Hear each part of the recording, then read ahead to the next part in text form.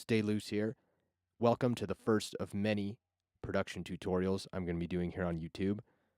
I'm going to be doing one of these a day, and my whole point of these is to help you advance your knowledge of production, and I want to keep these short and sweet and to the point because I find that way too many YouTube tutorials just drag on and you're fast forwarding through them. So they're going to cover one topic at a time, and I want to know exactly what it is that you all want to know. So drop a comment or send me a message, DM me on any social media platform, and let me know what it is that you want advice with, help with, see techniques for, all of it. Let me know, and I will definitely get to it. So let's start this thing up.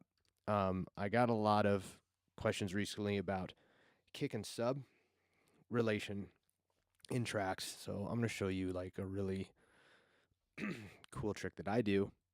And so I've got a kick in here. It's from my new sample pack, Volume 4 is coming out soon. And I've got a sub in here, also from the sample pack. So here's the kick, here's the sub. They sound dope. So I know that this sub's in C because it's my sample. So one trick that works really well is if you're using Ableton, is to grab Corpus and stick it on your kick. And if I know that this sub is in C, and I typically will keep my kicks in the key of the track.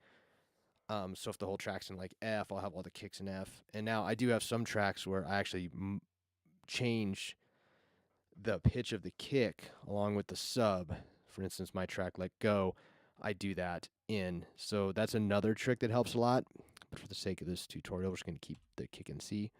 So anyways, Corpus, and I love to grab this kick tight here and stick it on. What's dope about this plugin is that you can like go in here to this little tune thing, and you can see right down here, see that? You can change the key. And it will affect like the EQ of it, but you can play with all that right here.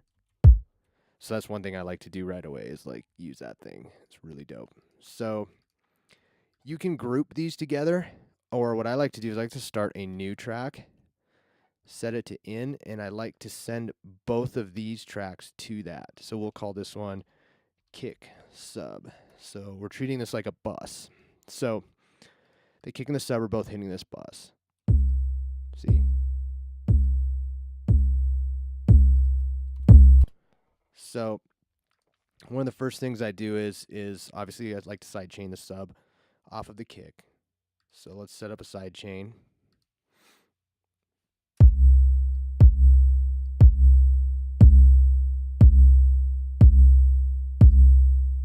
Cool, just so that the sub's out of the way of the kick. And another great way to do this too is instead of just doing that, this is a lot more time consuming, but if you really want, you can draw a fade and like have this like, and this will give you a little more control to do it with the fade over where you want the sub coming in on the kick tail. So like, you know, you can have it like,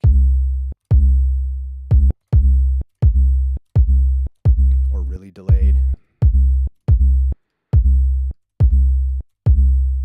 I forgot how much I love that trick. Let's do it like that for now. Okay. So anyways, what I like to do with this one is I actually like to use something by Melda Productions, which is called the, it's actually the M Saturator right now. It used to be called the M Limiter, and it's just a hard limiter. And the Melda Productions stuff right here, this stuff's free. So you can just go on the internet and you can actually download this for free. And it's actually really great. And you get all this stuff of theirs, but this is really the only thing I use is this saturator. So what this is going to do is this is kind of you're going to use a limiter to act kind of like a compressor and smash the sounds together. So even right when you stick it on, it's already on this like soft mode. Hear the difference? You can turn it way up to like clipping fucking hard. Whoa, that's too much.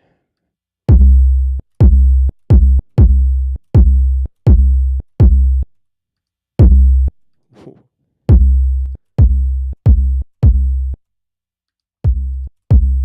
See how much of a difference that makes? That already sounds pretty good. I already like that a lot.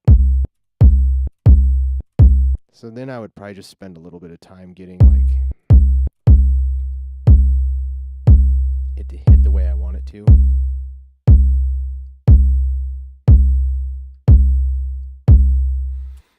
So that sounds pretty nice right there. So then those are kind of compressed together.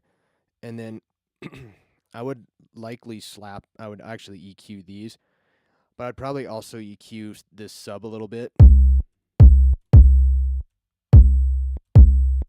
And maybe get out. So it sounds like that kick's got like a lot of 100 in it. So I'd probably try to get some of that out of the sub. And I also like to high pass off my subs at like around 30 hertz. Actually, even 40 is like really good because stuff under there starts to get really gross.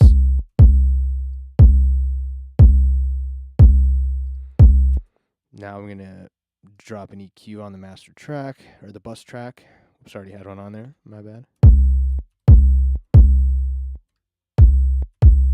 And I'm just kind of cleaning up sort of this 200 hertz area, which can tend to get kind of gross sometimes.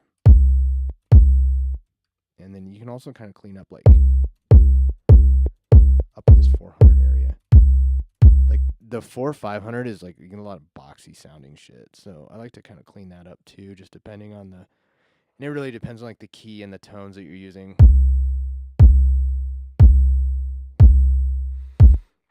So there we have like a really nice put together kick and sub onto a track. And then if you want to take this a step further, or several steps further, I mean, you can start doing stuff like adding overdrive, and getting it really gross, or you can start adding stuff like the Ableton Saturator, for instance, and just like soft clip it. Maybe put this on like soft sine. If you want to start doing like super distorted subs and stuff. But anyways, this is just a really fast, great trick to kind of bust your sub and your kick together and have them sort of tight and cohesive and working together. Thanks for checking it out, guys. Be sure to drop a comment, drop a like, tell your friends. Check back tomorrow because I'm always doing one of these every day. And I want to know what you want to learn and know about. So tell me what's good. Tell me what's up. And I will see you soon.